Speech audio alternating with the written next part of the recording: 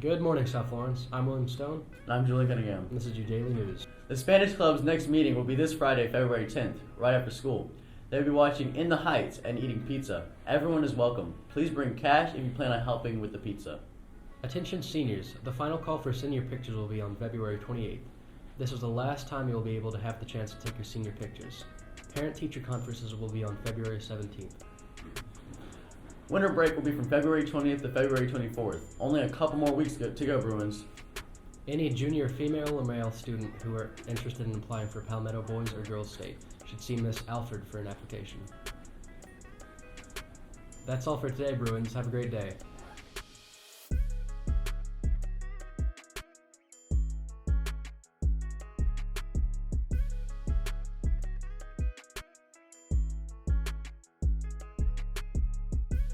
Good morning, South Florence. I'm Ben Tyner, and this is your daily weather.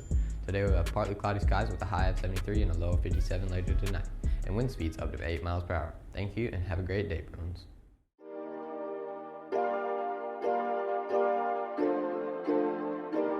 Good morning, Bruins. This is your daily sports, and I'm Caroline Coward. Congratulations again to South Florence Varsity Wrestling for winning regionals. Congratulations again to the varsity boys and girls basketball team for beating West Florence. Congratulations to the varsity boys baseball team for beating Sherall 6-2 last night. As we approach for the spring season for sports like golf, softball, baseball, soccer, and more, make sure to come out to every sporting event to support the Bruins. Have a great day, South Florence.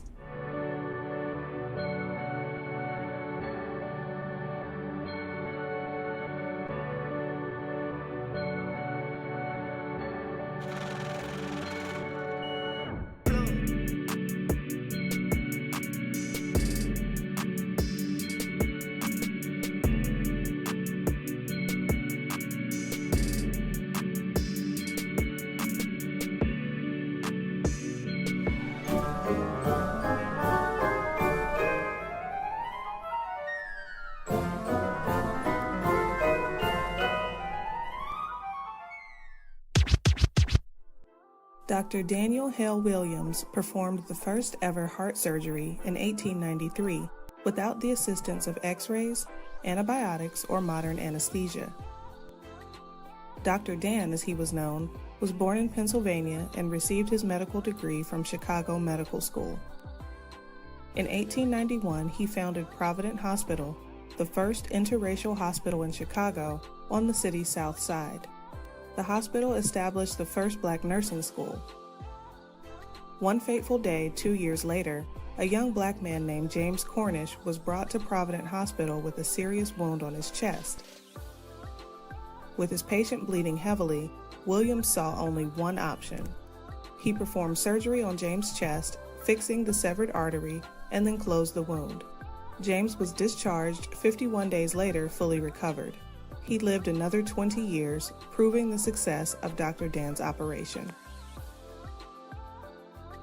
George Washington Carver was a botanist, agricultural chemist, and inventor.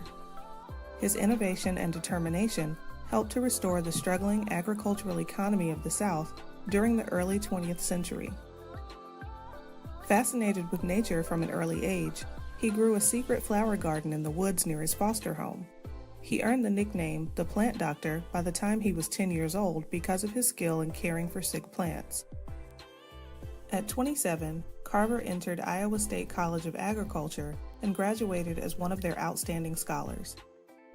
He was appointed their greenhouse director and an assistant instructor in botany.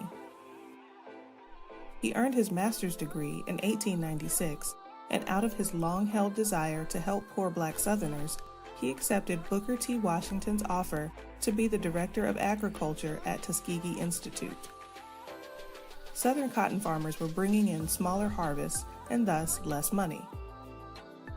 Carver examined the soil and found the cotton plants had taken important nutrients from the soil. He discovered that peanuts, sweet potatoes, soybeans, and cowpeas return nitrogen to the soil, so he urged farmers to plant these in rotation with cotton. The crops helped feed the farmers' families and allowed them to grow more cotton than before. When the farmers struggled to find customers for their peanut and sweet potato crops, Carver made more than 300 products from peanuts, such as ink, shampoo, soap, and candy, and molasses, glue, and flour from sweet potatoes. Carver donated his life savings to Tuskegee to establish the George Washington Carver Foundation, which helped provide research opportunities for students. A museum was also founded in his honor. President Franklin D. Roosevelt ordered the dedication of the George Washington Carver National Monument, located near the scientist's childhood home in Missouri. It was the first national monument dedicated to an African American. George Washington Carver believed, "It is simply service that measures success." Madam C.J. Walker was the first African American millionaire businesswoman in the United States. Born Sarah Breedlove in Louisiana, she was orphaned at age 6. At age 20, she became a widow with a 2-year-old daughter to support. She worked as a washerwoman in St. Louis, Missouri, a job which required difficult manual labor with little pay. Still, she attended night school and saved what money she could to invest in her experiments. Sarah suffered from alopecia, a condition which left her hair dry and brittle. Sometimes patches fell out. Dissatisfied with the hair treatments available at the time, she mixed different combinations of oils in her bathtub until she discovered a satisfactory formula. The treatment worked for her, and she then began testing her wonderful hair grower on other people.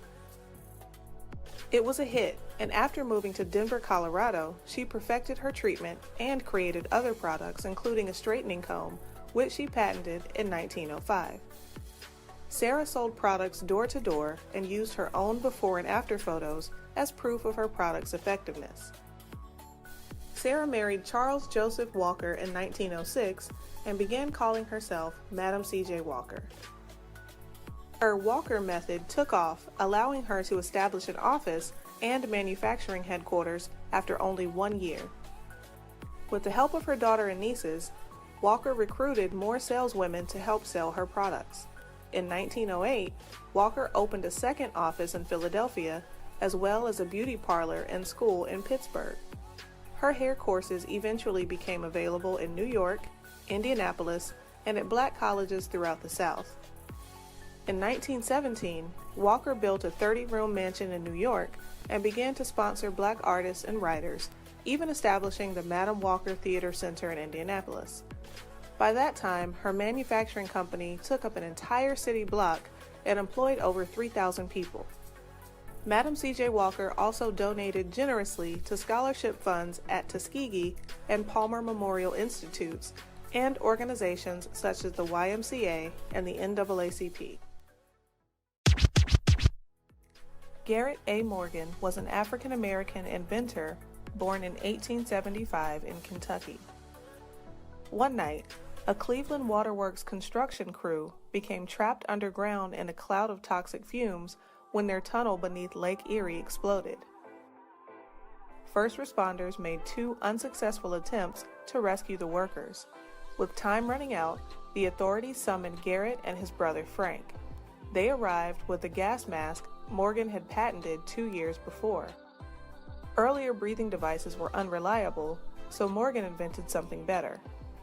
Firefighters, engineers, chemists, and other workers who regularly encountered dangerous gases were already using his breathing device in other cities. He later upgraded his mask with its own air supply, and it became of great importance during World War I and later wars.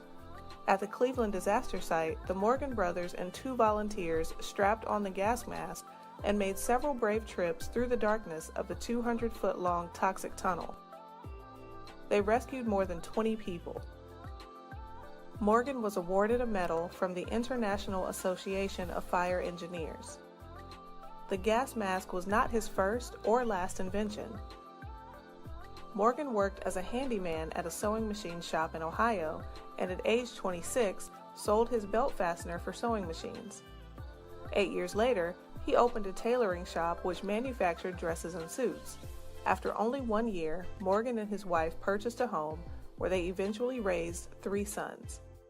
After accidentally discovering a hair straightening substance in 1913, Morgan established the G.A. Morgan Hair Refining Company.